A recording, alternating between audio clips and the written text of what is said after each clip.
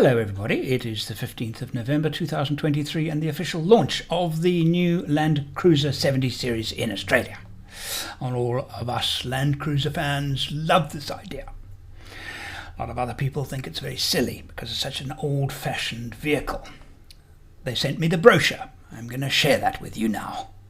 I'm Andrew St Pierre White, explorer, overlander and broadcaster with over 40 years driving 4x4s in association with the Overland Workshop online training for overlanders. I haven't got used to its looks yet actually, but let's have a look to see what I am buying. I've ordered it, it's on its way, I should have it very soon. And I have the brochure in front of me on a screen.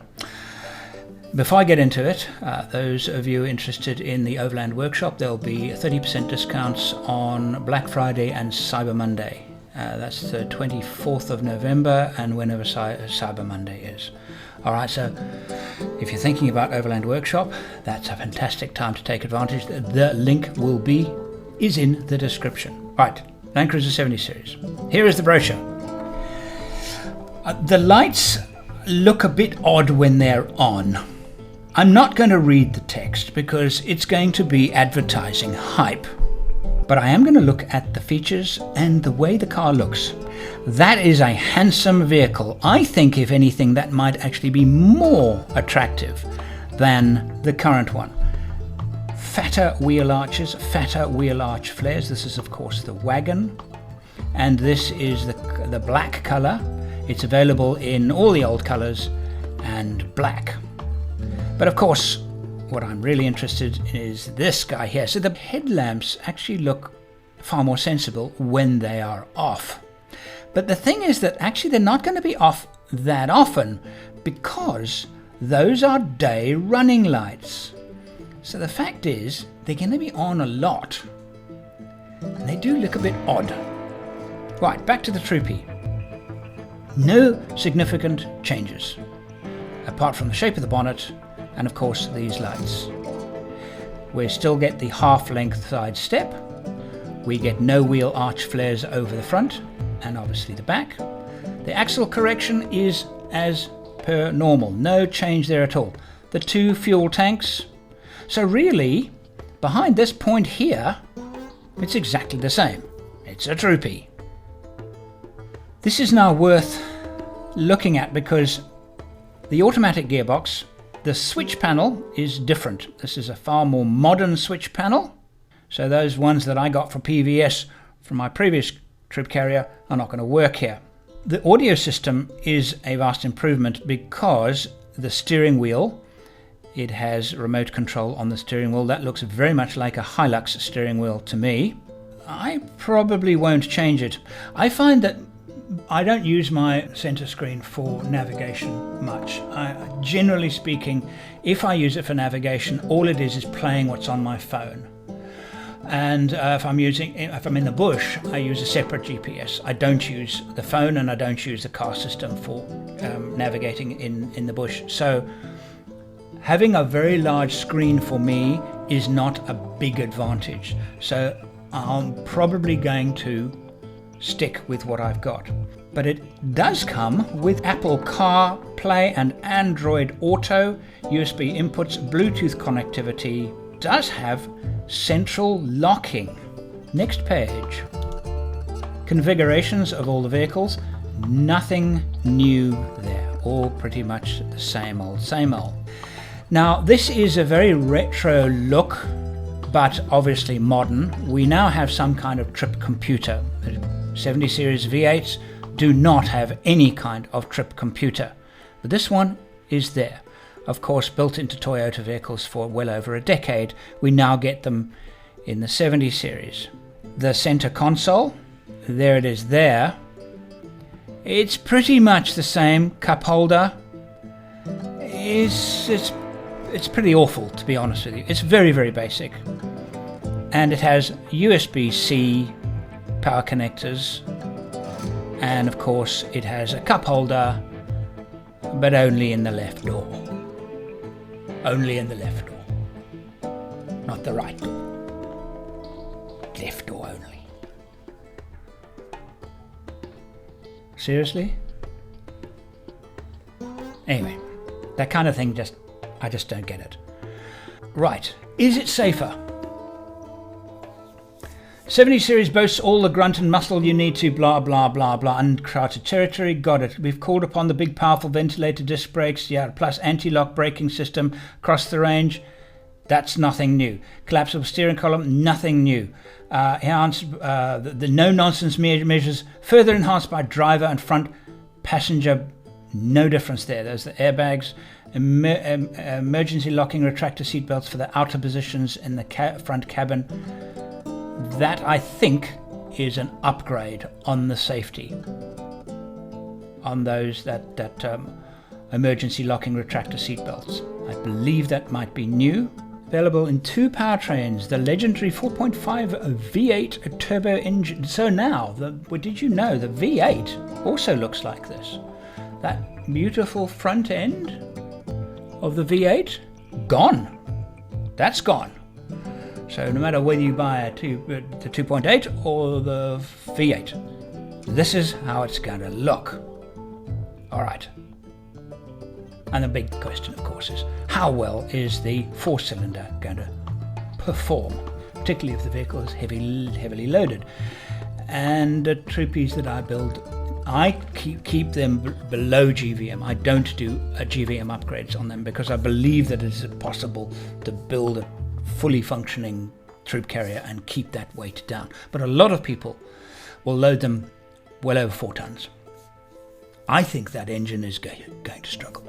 Honestly, I think.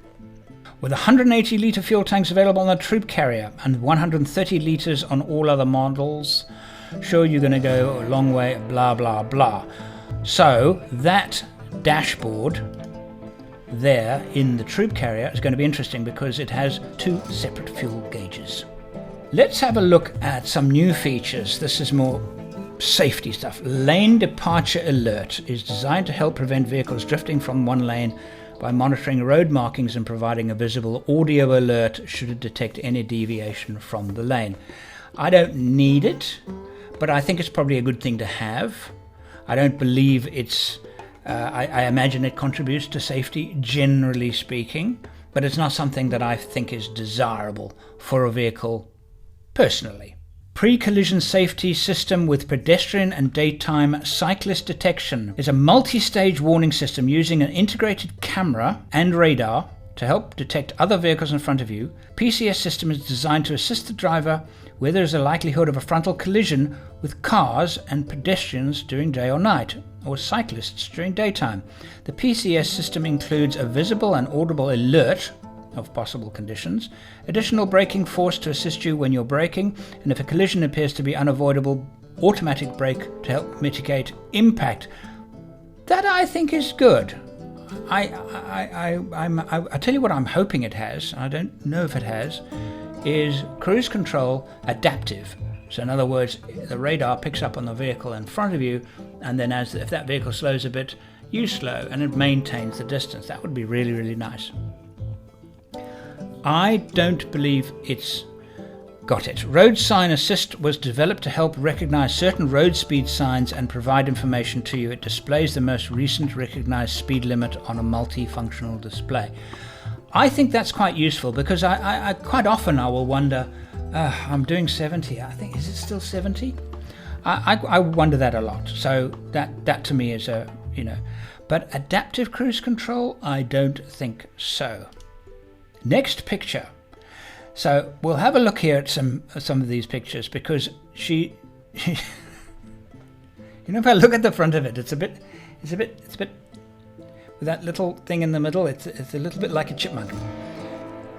I'm not convinced I love the look of it, but then again, these are only pictures. Things can be very, very different in the flesh. The workmate versions are also available in both V8 and 4-cylinder. And general equipment is the same, 130 litre tank, 16-inch wheels, there's steel wheels in the workmate, and the mirrors are still as terrible as they've always been in the cab chassis versions.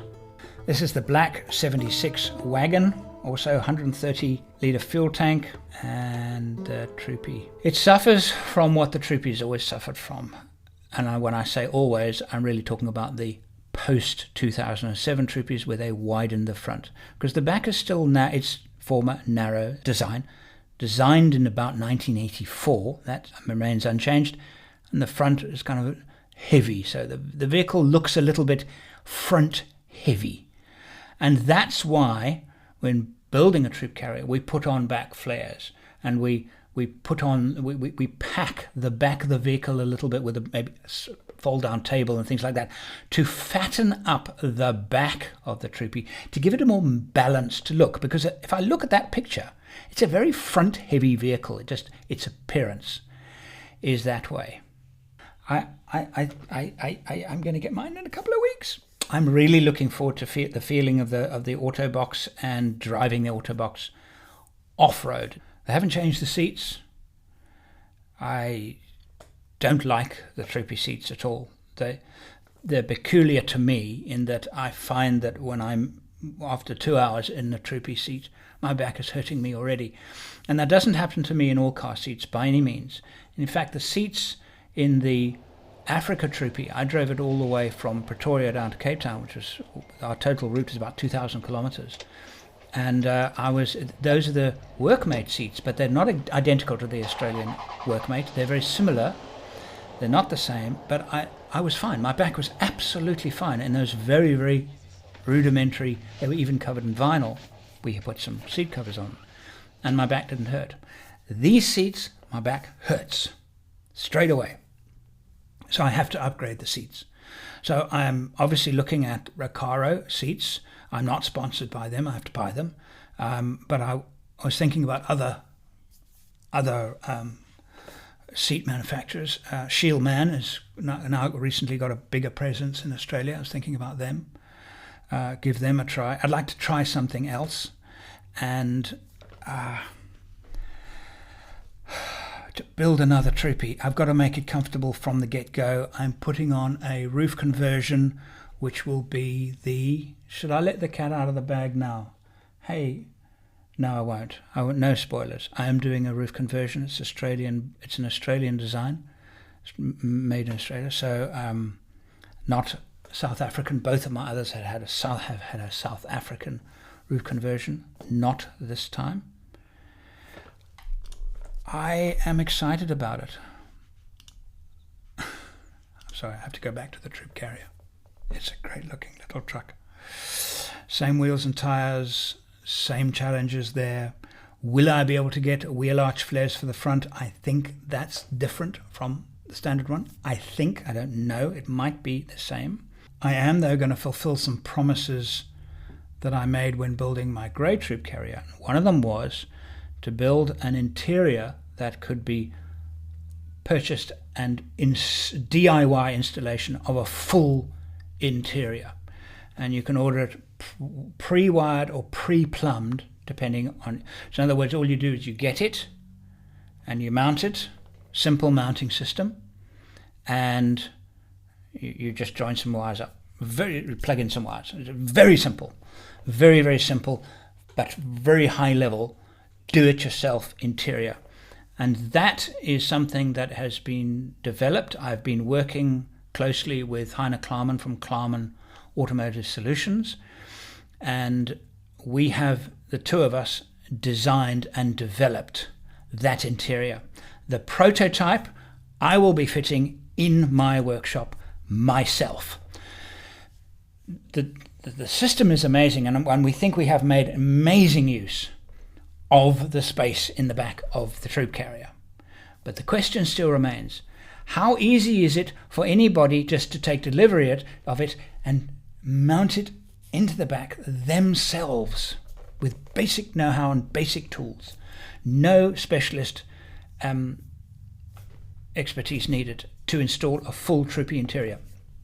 That's our goal, and that test of that interior is happening during the months of January and February. With the new build, I must pay even more attention to weight.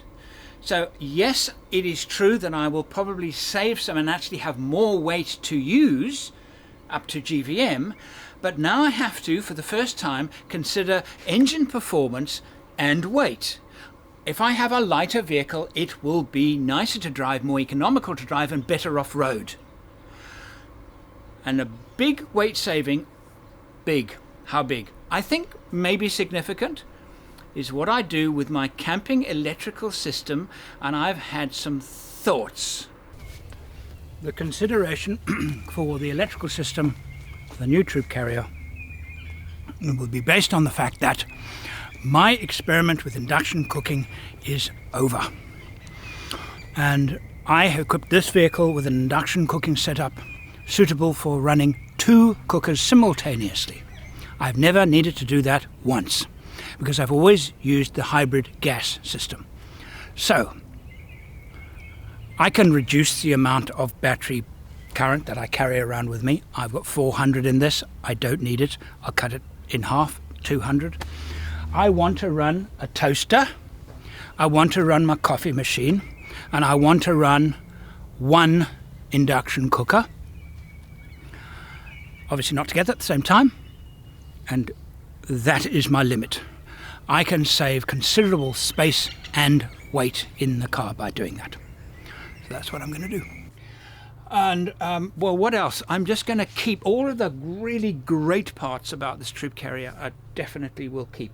And it's quite a lot of stuff that I'm just going to repeat.